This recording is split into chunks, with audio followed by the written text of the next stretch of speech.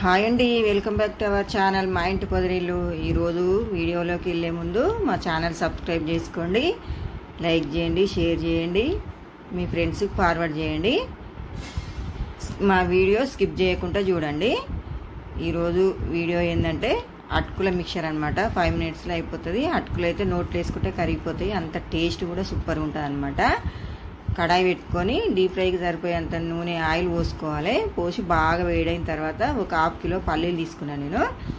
పల్లీలు పోసి మంచిగా ఫ్రై చేసుకోవాలి. పల్లీలు పొట్టు ఉడుతుంది అనమాట. అట్లా నూనె ఫ్రై అవుతుంటేనే పొట్టు ఉడిపోతుంది. అట్లా ఫ్రై చేసుకోవాలి పల్లీలన్నీ. ఫ్రై అయిన తర్వాత ఇంకా ఒక గిన్నె బేషన్ లాంటిది తీసుకొని కొంచెం వెడల్పు తీసుకోవాలి. వెడల్పు తీసుకొని ఇంకా పల్లీలన్నీ బేషన్లో వేసుకోవాలన్నమాట. మంచిగా ఇట్లా రెడ్ కలర్గా ఎర్రగా కాలాలి, పల్లీలు ఫ్రై కావాలన్నమాట. మంచిగా ఫ్రై అయిన తర్వాత అవి తీసుకొని మళ్ళీ ఒక 100 గ్రాములు జీడిపప్పు పలుకులు తీసుకోవాలి. పప్పు గుండు పప్పు కాకుండా పలుకుల జీడిపప్పు తీసుకోవాలి.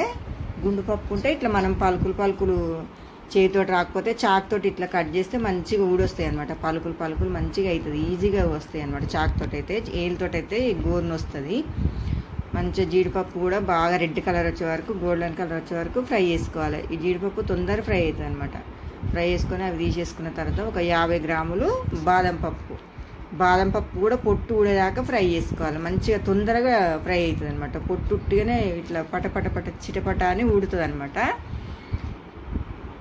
మంచిగా ఫ్రై చేసుకోవాలి. అవి కూడా నూనె వేడిగానే ఉంటుంది కాబట్టి తొందరగా ఫ్రై అవుతుంది. బాదం పప్పు కూడా కొంచెం ఇట్లా గోల్డెన్ కలర్ వచ్చే వరకు ఇట్లా ఫ్రై చేసుకోవాలి. పొట్టు ఇట్లా ఊడింది కదా బాదం పప్పుది, అట్లా ఫ్రై చేసుకోవాలి. బాదం పప్పు కూడా ఫ్రై చేసి మొత్తం ఇక అన్ని గిన్నెలు వేస్ట్ అవుతాయి కాబట్టి ఒకటే దాంట్లో వేసుకుంటున్నాను నేను.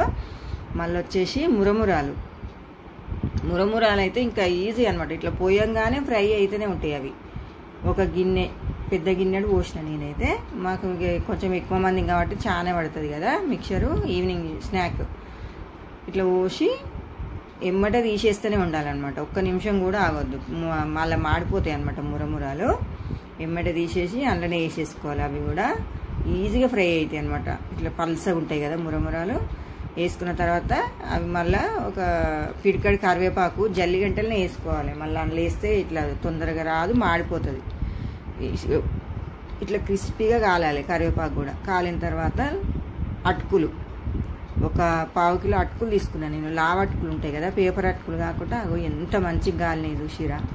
తొందరగా ఫ్రై అవుతుంది. అటుకులు కూడా ఉట్టిగా ఇట్లా వేయంగానే పొంగుతుంది, కథం ఇంకా మంచిగా ఫ్రై అవుతాయి అనమాట. అన్నీ ఇట్లా ఫ్రై చేసుకోవాలి మొత్తం టోటల్గా. అస్సలు 5 నిమిషాలు అంటే 5 నిమిషాలు కూడా పట్టదు, 3-4 నిమిషాలలో అయిపోతుంది. ఒక 1/2 స్పూను అన్నీ ఫ్రై చేసుకొని ఒక గిన్నెలకు వేసుకున్న తర్వాత ఒక 1/2 స్పూన్ పసుపు, తగినంత ఉప్పు, 1 స్పూను కారము, 1 స్పూను ధనియాల పొడి, ఇవే వేసుకోవాలి. ఇంకా వేసుకొని బాగా మిక్సీ చేసుకోవాలన్నమాట. అన్నీ ఇక గంటతోటి మిక్సీ చేయితోటి ఇట్లా మిక్సీ అయితే చెయ్యి మంట పడుతుంది, కారం పొడి వేసినాం కాబట్టి. గంటతోటి మొత్తం మిక్సీ వేసుకొని ఇంకా చల్లగా అయిపోవాలన్నమాట. చల్లగా అయినాక ఒక గిన్నెల ఇట్లా గాజు బౌల్ అయినా ప్లాస్టిక్ అయినా ఉంటుంది కదా, అందులోకి ఎత్తి పెట్టుకుంటే ఇక మంచిగా పిల్లలు రోజు స్కూల్ నుంచి కాలేజీ నుంచి ఇంటికి వచ్చిన తర్వాత ఏమైనా ఇక ఊరికి అడుగుతారు కదా పిల్లలు, ఏమైనా ఉన్నాయా తినడానికి, ఏమైనా ఉన్నాయా అనేసి. ఈ మధ్య కొంచెం చాలా రోజులు అవుతుంది, 1-10 రోజులు అవుతుంది ఏం చేయక తినడానికి. అయితే ఇంకా అటుకులు ఉన్నాయి కదా, మళ్ళీ అన్నీ ఇంట్లో ఉండేటివేనండి మనకి. మనం షాప్కి పోయి ఇవి తేవాలి అన్నట్టు ఏమి ఉండదు. అన్ని ఇంట్లో ఉన్న వాటితోటే 5 నిమిషాలలో మిక్చర్ చేసుకొని మంచిగా డబ్బాలకి ఎత్తి పెట్టుకుంటే పిల్లలు కూడా మంచి ఇష్టంగా తింటారు. టేస్ట్ కూడా అస్సలు సూపర్ అంటే సూపర్ ఉంటుంది, చాలా బాగుంటుందండి. ఓకే అండి, వీడియో కనుక నచ్చినట్టయితే లైక్ చేయండి, షేర్ చేయండి, సబ్స్క్రైబ్ చేయండి.